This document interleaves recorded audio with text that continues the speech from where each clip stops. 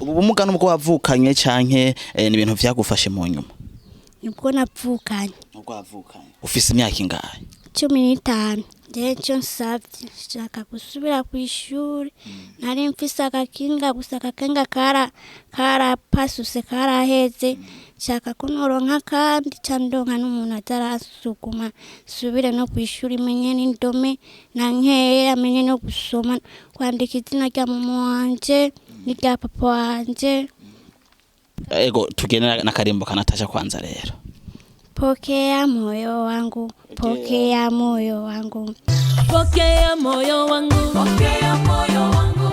Shika mkono wangu, shika mkono wangu, shika mkono wangu, shika mkono wangu. Tutembee kwenye njia ya maisha, tutembee kwenye njia ya maisha. Uwe wangu niwe wako, uwe wangu niwe kwako, uwe wangu niwe wako, niwe wako uwe wangu. Mwana bamenyesha makuru muramaze kumubona Natacha. Ndashaka kumubona Natacha ku masoko yandi.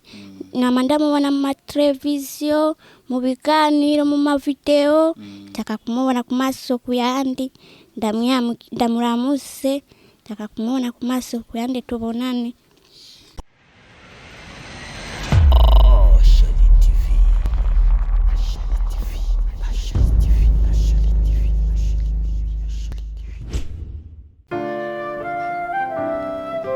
Ubuzima bwose ducamwo bwaba bwiza canke bubi ariko bumeze nk'iribuye rizungurutse. Uno mushobora kuba uri mu buzima bwiza ejo uri mu buzima bubi ariko ko biri kose bisaba yuko ugira intege ugira kudacika intege kuko haga Imana sibayare. Imana si umuntu ntigera ibesha isezerano ryayo. Ni Elma Love mwari umutadebukirwa ndabakunda cyane aho muri hose nizere ko mumeze neza muri mpunda marembe nkuko bisanzwe nanjye mbameze neza ariko kandi iyi nsiguro yiribuye ifise isiguro nini cyane ku muntu atahura icarico ubuzima. So bakunzi ba Charity TV reka ndabaha ikaze kandi mu kiganiro cyacu nizere neza yuko muza kuryoherwa ndetse muhimbagwe. Ni Elma Love nagarutse uno munsi naje gutembera ahantu nkuko narahamagawe kuri telefone barambwira ati ukora ibiganiro vyiza biryoshe ndetse bidushikana kure ariko rero urafise ingene ufashe abantu benshi batandukanye biciye mu kiganiro ciwawe. Arambwira ati je mfise ikibazo ndifuza ko nshika ko nkaza nanje kuzogushimira mu nyuma byaciye kuri wewe nanje nkafashwa biciye kuri wewe biciye kuri Charity TV. Ndavuga ati ndi umuntu w'abantu nkorera mwebwe nkorera umuntu wese ari mu gihugu cy'u Burundi kuko turi muri leta nkozi twese no gufashanya. Uno munsi rero nahashitse kugira ngo turabe neza uwo muntu ikibazo afise ni ikihe. Sindashika aho ndiko ndagenda ariko rero reka mpamagara kugira ngo bampereze address ikwiriye ndahashike neza ko je address bampaye kwanza aho nshikira nahanya niho ubwenge bwanje bwagarukiye. Ndavuga ati rero naishia hapa ndakika neza yuko nimero yake ni hapa ni nimero ni chat call kugira ngo baze kudutora muraza kumenya byinshi. Ndabasavye hari abantu benshi bakunze gukora biganiro mu naho gusa basanga bahereye ngaho nturambigwe rindira urabe neza uwo muntu uwo ari we ninde tuza kuyaga ibiki afise ikibazo kihe n'ibindi byinshi bitandukanye. Uyu amahoro mumeze neza? Ego meze neza. Ego je ndakeka yuko ndi muri aka kabarabara mwambwiye sasa rero ndabarindiriye muze kuntora. Okay ninge turaje. Sawa. Okay.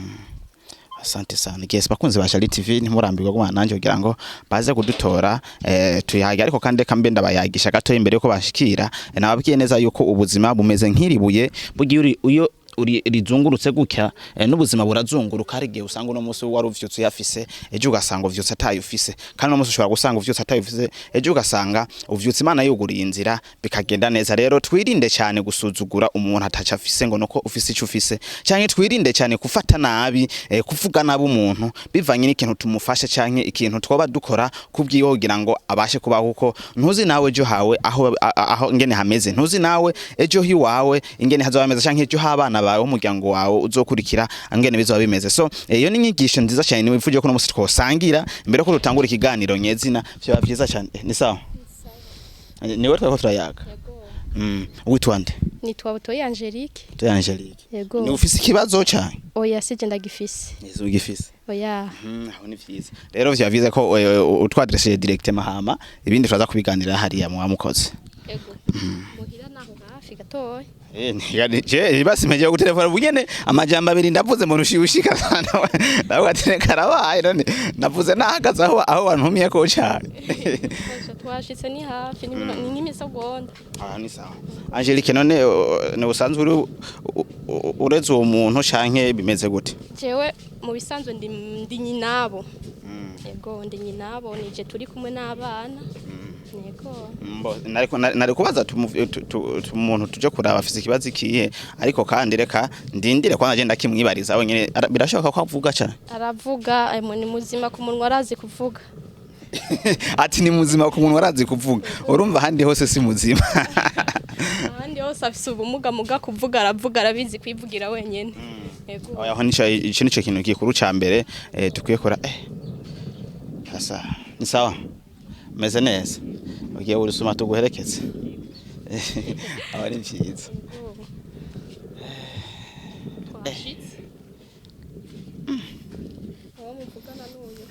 Ni sawa.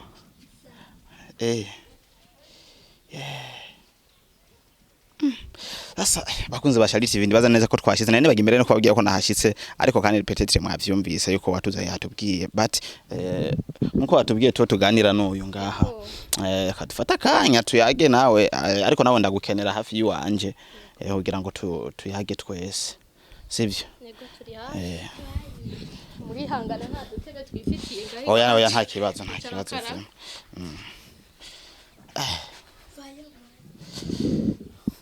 ni sawa chensi leo nga voilà ni sawa nawe Kesi bakunzi ba Shali TV nashitse aho mwantumye mwashitse aho Imana yandongoye gushika no munsi nkuko nababwiye ati hajya mu buzima bwose turazunguruka nitumenya aho bukeye tugeze canke aho bwije tugejeje imirimo uno munsi onje kuraba umuravye neza mu maso ubona kumenga n'umuntu akuze cyane ariko uravye igihagararo umuntu umenga afise ikibazo kinini cyane je numva umenga mbere ntanguye no kujugumira ku kintu ndiko ndabona niteze ko nza kubona ibintu nk'ibi but turaza kumenya byinshi umeze neza rero. Yego. Amazina yawe witwa gute? Ndayishimiye Ivone. Ndayishimiye Ivone. Ubumuga nubwo wavukanye canke ni ibintu vyagufashe mu nyuma? Nubwo navukanye. Nubwo wavukanye. Ariko umuntu akuravye abona yuko umenga uri umuntu akuze cyane ufise imyaka ingahe? 15. 15 ungana uko? Nauma. Uno musi usanzwe ubayeho mu buzima bumeze gute ukuntu umeze uku ndashobora ndumva ko menga no kibaza kwanza wewe abayeho mu buzima bumeze gute? Mu bisanzwe uyu ubuzima bayeho n'ubw'Imana niko twobivuga ko murabona yuko ari umuntu nyene bigora cyane ko mu bisanzwe uyu yavutse muri 2006 itariki 23 z'ukwicumi.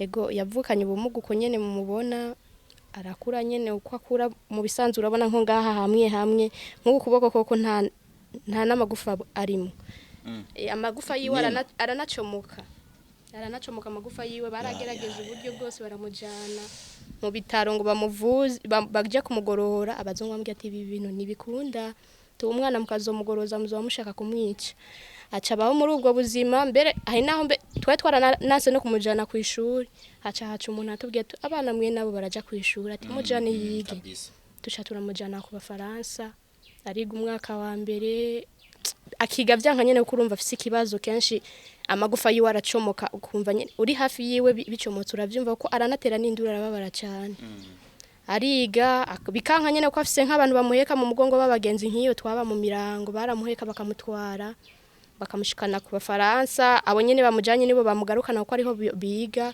gasanga nyene ubuzima nuko nyene agwaragurika akaja ku ishuri akiga urumva nabigisha bakabona ukuntu ameze bakagira ikigongwe cyuko ameze bacavuga ati uyu mwana kweri reka turabe nyene twobigenza bagacara nyene bamwimura uko nyene agenda arimuka muga mu bisanzwe urumva naho yimutse yariza arashika mu wa gatandatu umwaka wa gatandatu arazi gusoma bike mugumujanye mu merekeranya ni kibazo ariko ubona kwishira babo munguruze gusa nyine kugira ngo ntagumenga urumva avuga ati uyu mwana tubonye tumudubuje cyo bikibazo kukuntu bamubona bo mugabo we yaravyifuza ko yashaka kwiga akamenya byinshi ko umushize yamande y'utudandazwa ngo adandaze aradandaza kweri kandi ugatangara benshi yicaye nko kubidandazwa hari n'umuntu ashobora kuza akaca ko ati reka ngende ndabe ujya mwana ndamuvugishe gusa numvirize ko ashobora kuvuga n'igiciro cy'ivyo karadandaza yego murabizi kweri kudandaza ko no guharura arabizi ntaca atazi ku bintu byo guharura yego ariko mu ishure vyaramunaniye bisigura ubwo ntimo hava musanga afise n'ikindi kibazo c'ubwenge buta hariho n'ahandi usanga hari ubwenge budashika ivyo bintu vyo kwishura usanga ugasanga nyene mugomba kumuhatira mu kintu adashoboye oya mu bisanzwe mu bintu by'ishure n'ubu yavyifuza gusubira ku ishuri kuko avuga ati mama je sinzi gusoma no kwandika ati ndashaka kumenya gusoma no kwandika ari naho usanga mbere afise n'udupapuro agendana mu masakosha guma yandika utuntu ashaka ngo amenye indome uyu ni mutoyi wiwe yiga mu wa kabiri aragerageza uburyo bwose ugasanga baricaye karamwereka iyi ndome bayita gutya bakagerageza nyene urumva zamwigisha kuko nawe nyera yavyifuza mbere yavuga ati nubu mwansubizayo nkamenya indome nkaja kwiga nk'abandi byo bavyiza yego ngarukiye kuri wewe umaze kumenya ubwenge ukabona ko wisanze wavukanye ubumuga niki uba wumva gute abantu ngaha bagufata gute se baragufata neza canke hari ukuntu bagusuzugura bari bamfata neza sinobagaya nta n'umwe asuzugura gusa nje nta umuntu asuzugura ko kubera metsuku kubera ndi umwana n'abandi kw'ishure bagufata gute kw'ishuri bafata neza kw'ishuri bafata neza abamadami n'abana twigana yego wideplasa gute utambuka ugenda gute iyo bishitse yuko ugoma nko kuja gutora akantu nk'ahajya canke ahandi hatandukanye ngenda uko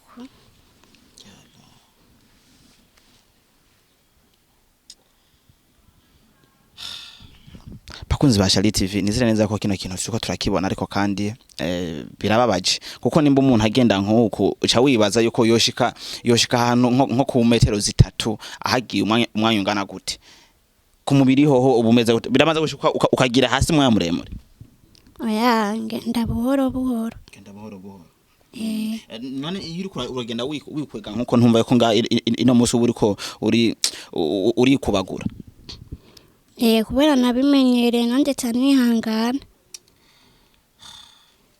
ego warampamagaye narumvise audio yiwe ko namaze kukumva ivyo navuga ati audio numvise hari iwawe urambwira ati je ndakeneye ko munshika ko ndakeneye ko nanje muza nkaserura ubumuga bwanje canke nkaserura ikibazo canje kugira ngo peut-être umugira neza ariko aradukurikirana kuko dusanzwe dukora ibiganiro nk'ibi kenshi ndetse hariho benshi bahindura ubuzima biciye hano hariho benshi bafashwa biciye hano kuko haga Imana iba mu bantu kandi natwe reka tugende kugira ngo dukore abafise iyo ngabire yo kugira ngo bafashe abafise ubumuga bizeye bashikira uno munsi bifuza ko wosaba iki bivanye n'ingene umeze cyo nsavye shaka gusubira ku ishuri nari mfise akakinga gusa akakenga kara pasuse karaheze shaka kunoronka kandi candonka n'umuntu atarasuguma subire no ku ishuri menye n'indome nankeye amenye no gusoma kwandika izina rya mama wanje n'irya papa wanje n'ijyabandi bisigura ko ukeneye gusubira ku ishuri nko usubiye ku ishuri wotangura mu kangahe tatangura mu kabiri waramenya n'indome na tiketike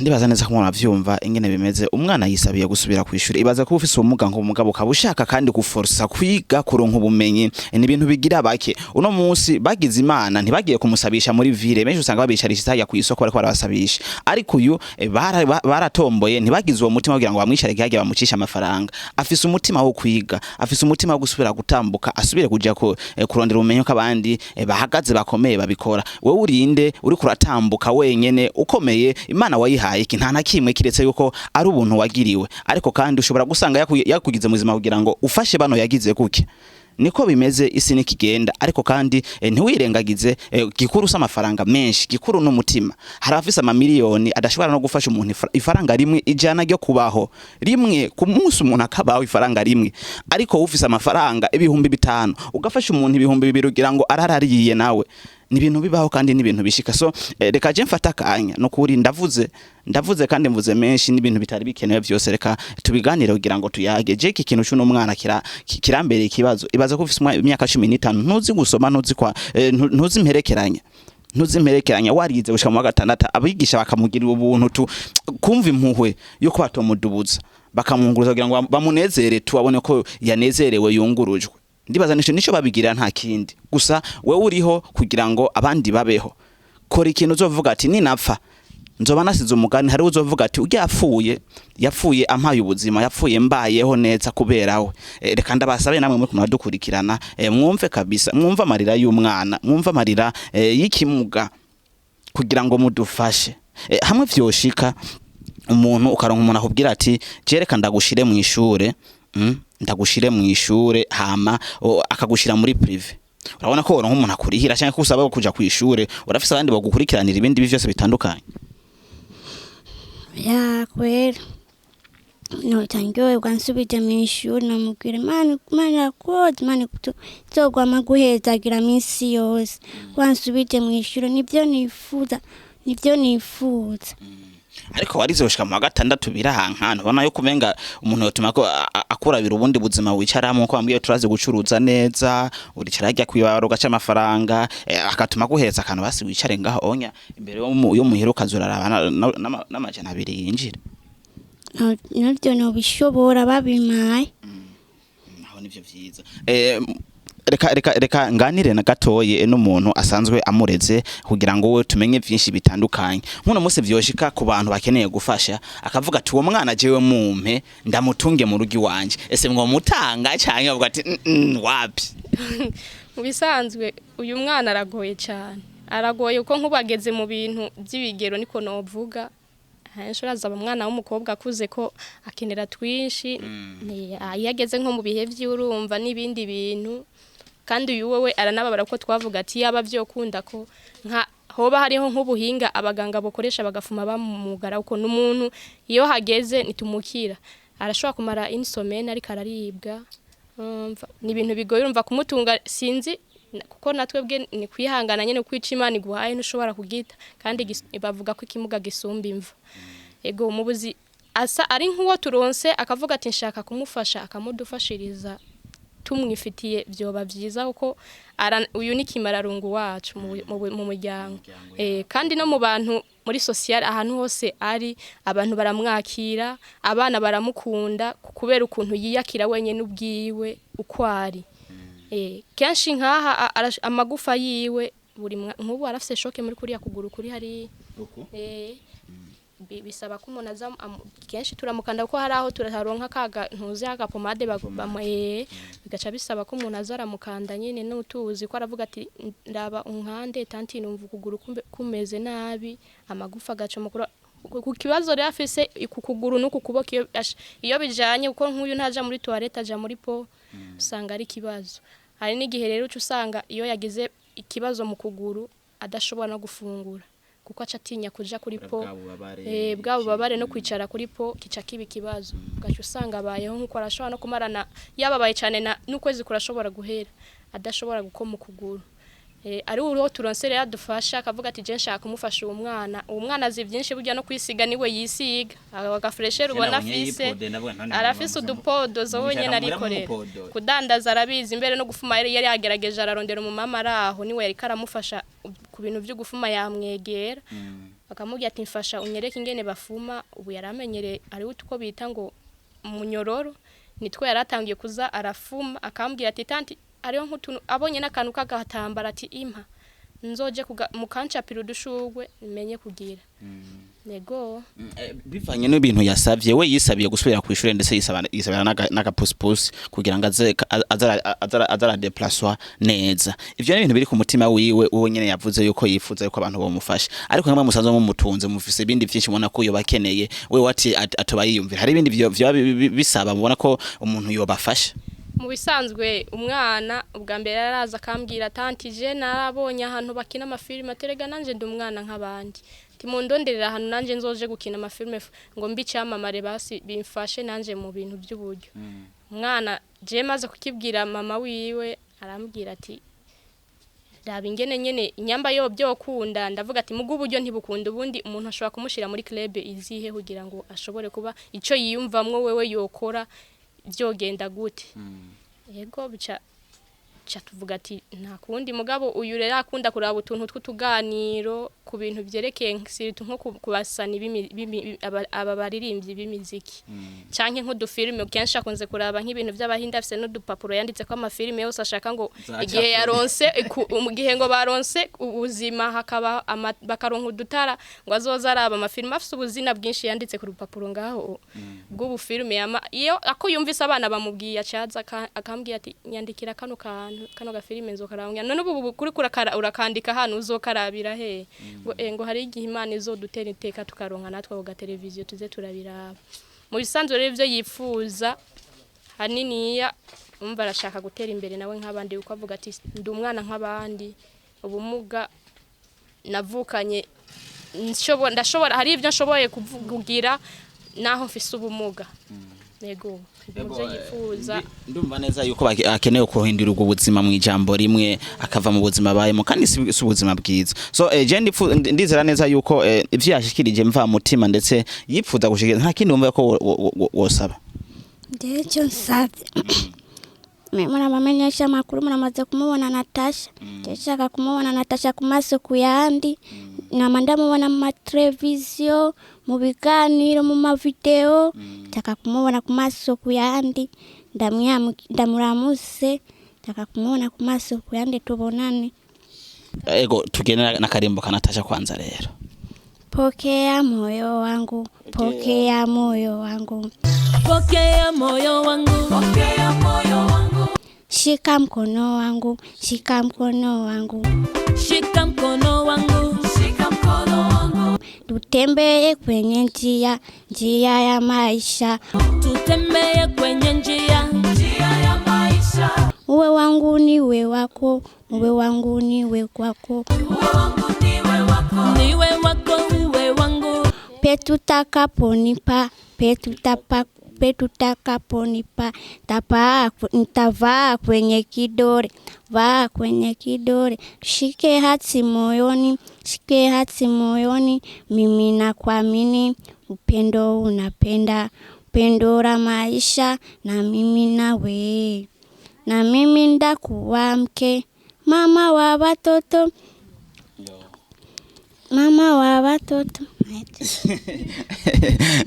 Natacha la namba akande kazina ka Natacha la namba Jenzi Natacha la bamba Natacha la bamba la amazi la rukundo kindi gisabo gikuru cyane asavye Natacha ni umuvyeyi nk'abandi kandi n'umuvyeyi w'umutima mwiza w'urukundo nizere neza ko kino kiganiro kiraza kumushikira araza kukibona kandi n'umuntu afise umutima wo gufasha n'umuntu afise umutima sana kugira ngo abone umuntu afise ikibazo kivuye mu nzira peut-être aratubona Natacha ngenda banka ugisabo cy'umwana wa cyumvise peut-être ko uzogira icakoze nihagira icakoze cewe nzomushikana canke nzoza ndagutore ndagushikane ahazoba ari bivana n'ingene bizoba vyagenze nibaza ko ico ni gisabo ciza cyane ariko kandi bambwiye ngo ufise impano yo gukina film sivyo bamwe gubisima uravyima ko ukina filme ko ndena ukina filme muhandondereye nibansuzugura ngo kubera metsuku ndi umwana n'abandi nibansuzugura kubera metsuku no ikina kandi karyoha kubera nibansuzugura ngo kubera metsuku ndi umwana n'abandi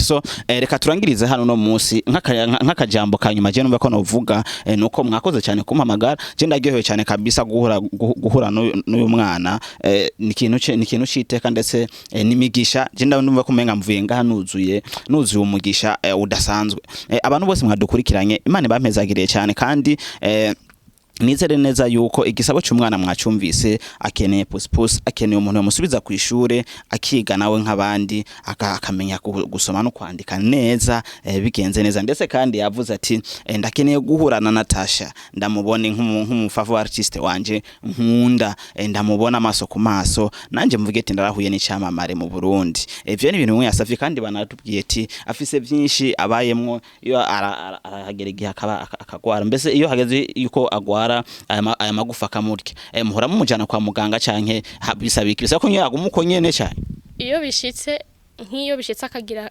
ikibazo cyo gucomoka amagufa icyo dukora nuko duca tumugurira ibinini bimugabanya ububabare vyonyene kuko nta kuntu turi bumujane kumuvura ubumuga nk'ubwo baratubwiye ko atawu byo kumugorora bishitse nyene umuntu acagenda akagura utunini tumugabanya ububabare kenshi akunze kuba afata ama ibuprofen akaba ariyo duca tumuha ibindi bintu bimwe agiye akenera rero aho uri hose bisaba yuko wogira ubufasha ufashije ubufasha utanze kugira ngo umwana agere ku ndoto yiwe agere kuco yifuza kuco umutima we wifuza kugira ngo abeho anezerewe yambwiye ati yanka umuntu amusuzugura bivanye n'ingena ameze rero arakundana kandi umuntu amuha agateka akamwereka ko ari umwana nk'abandi akamwereka yuko nawe akwiye gukura mu buzima bwiza bivanye n'ukuntu yaremwe so yabishatse so yavyipfuje n'ubuzima Imana yamuhayemwo kandi nibezere neza yuko akazi k'Imana atakosa ririmo Imana ifise impamvu yabishije muri zino nzira ikagira n'impamvu we yakugize muzima kugira ngo utembere uje kurondera ijana amajana 2 peut-être usanga ivuga ati ni waronka ry'amajana 2 azobaho kwijana rimwe nawe beho kurindi jana uzoba warondeye bivaye n'umutima Imana yaguhezagije nawe reka ndabashimire cyane mwese mwadukurikiranye kandi nshimire kandi n'abaduhamagaye namwe harakane kantu ombwira na nzati kitarahe no dufasha n'umufuko umwe w'isima cyangwa ibiri weri yo bakoze abana n'amanutseya abana amadirisha n'ibiyo urabona ko tabiyo twifitiye nabiyo twifitiye no dufasha no dutiramo twagura n'utuna tumwe yo bakoze ko Imana yo muhezagira Ego murakoze cyane ariko kandi nibagiye kubaza hamwe umuntu yoshaka kubarondera ingene yo baronka sinzi ko nemerewe kuza gushiraho inimero yanyu canke bize kugenda gute inimero warayizi iyo mushobora kumurondera ko yoca yibaha kugira ngo